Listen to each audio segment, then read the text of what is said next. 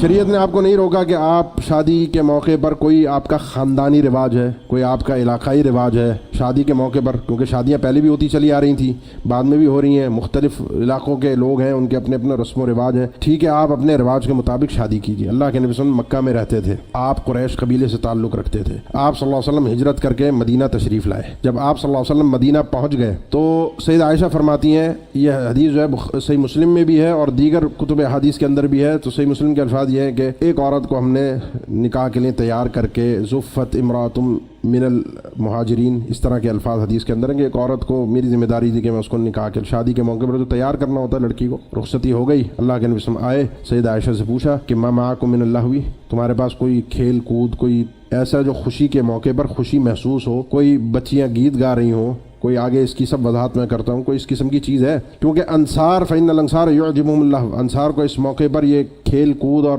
تھوڑا بہت یہ ہنسی مذاق اور تھوڑے بہت یہ گیت گانا یہ پسند ہے، ان کے رواج کا خیال رکھو، اس کے مطابق شادی کرو۔ بلکہ قرظہ ابن کعب اور ابو مسعود انصاری رضی اللہ تعالی عنہما دونوں بدری صحابی ہیں، عامر ابن سعد تابعی ہیں، یہ فرماتے ہیں میں آیا، ان کو دیکھا ایک شادی میں شریک تھے اور وہاں بچیاں گیت گا رہی تھیں۔ وہ گیت کون سے ہیں وہ آگے وضاحت ہوتی ہے۔ تو بچیاں جب گیت پڑھ رہی تھیں، گیت گا رہی تھیں، تو میں نے ان کو دیکھ کر چونک کر کہا ای صاحبی رسول اللہ صلی اللہ علیہ وسلم واہل بدر یفعل هذا عندکم، اے اللہ کے نبی کے صحابیوں، اہل بدر، تم بدری لوگ ہو اور تمہارے سامنے یہ ہو رہا ہے؟ کہنے لگے ان شئت اجلس معنا فاسمع، اگر سننا ہے بیٹھ جاؤ سن لو، وَإِن شِئْتَ فَذَهَبْ جانا ہے تو جاؤ، کیونکہ اللہ کے نبی صلی اللہ علیہ وسلم نے یا شریعت کی طرف سے ان مواقع پر اللہ تعالیٰ نے ہمیں رخصت عطا کی ہے۔ قد رخص لنا، مجہول کا صیغہ ہے، ہمارے لیے رخصت دی گئی ہے ان مواقع پر، فی اللہوی، اس طرح کے کھیل کود کرنے میں، اس طرح کے گیت گانے میں کوئی حرج کی بات نہیں ہے۔ بلکہ اللہ کے نبی صلی اللہ علیہ وسلم خود ایک شادی میں شریک ہوئے، بخاری مسلم کی حدیث ہے، وہاں پر بچیاں گیت گا رہی تھیں اور وہ گیت بھی شادی کے موقع پر تھے، لیکن اب سنیے گیت کیا تھے، وہ گیت کیا تھے، یندبنا، وہ تعریفی کلمات کہہ رہی تھیں کہ بدر میں جو ان کے آبا و اجداد جو شہید ہوئے تھے ان کے لیے وہ تعریفی کلمات اور وہ گیت میں وہ کر رہے تھے۔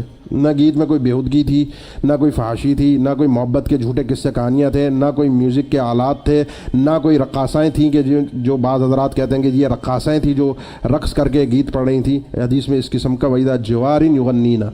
بچیاں تھیں، بڑی عورتیں نہیں تھیں، بالغہ نہیں تھیں، یہ کوئی رقص و سرور کی محفل نہیں تھی، یہ بچیاں تھیں جو گیت اس خوشی کے موقع پر پڑھ رہی تھیں۔ اب کوئی اس میں شرعی قباحت نہیں تھی، لیکن اچانک ایک قباحت آ گئی اور بچی تھی چھوٹی، وہ کہتے کہتے اللہ کے نبی صلی اللہ علیہ وسلم کی تعریف میں بھی آ گئی اور تعریف میں آ کر اس نے کہہ دیا وفینا نبی یعلم ما فی غد، ہمارے درمیان ایک ایسے نبی موجود ہیں جو کل کے احوال سے بھی واقف ہوتے ہیں۔ اللہ کے نبی چونکہ بچی تھی، آپ نے فرمایا کہ یہ شعر نہ پڑھو، یہ الفاظ نہ کہو، وہی جو پہلے تم اپنے آباء و اجداد کی تعریفی کلمات کہہ رہی تھی انہی پر اکتفا کرو۔ یہ صحیح بخاری کے الفاظ ہیں۔ اس کا مطلب کیا ہوا؟ اس کا مطلب پہلا یہ ہوا، پہلی بات جس پہ ہم اتفاق کر لیں کہ شریعت میں کسی بھی آپ کے علاقائی، قومی، برادری رسم و رواج کی ممانعت نہیں ہے اگر وہ شریعت سے نہ ٹکراتے ہوں۔ ہاں اگر شریعت کے کسی بھی اصول سے کہیں کسی بھی زاویے سے ٹکرا جائے تو پھر ان رسم و رواج کی کوئی حیثیت نہیں رہتی۔ پہلی چیز یہ ہو گئی۔ دوسری چیز یہ ہے کہ وہ رسم و رواج آپ کے ہوں، آپ کے علاقائی ہوں، آپ کے اپنے ہوں۔ آپ کسی کو دیکھ کر مرعوب ہو کر،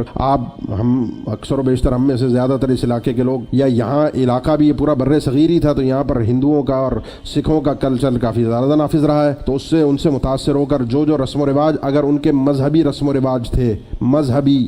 جس سے شناخت ہوتی ہے کہ یہ ہندوانہ رسم ہے، یہ ہندوؤں کا طریقہ کار ہے، ہندو اس موقع پر مذہبی طور پر یہ کام کرتے ہیں، اگر یہ رسم آپ کے ہاں اس انداز میں موجود ہے تو پھر یہ بھی کافروں کی مشابہت کی وجہ سے حرام، کافروں کی مشابہت کی وجہ سے حرام ہے۔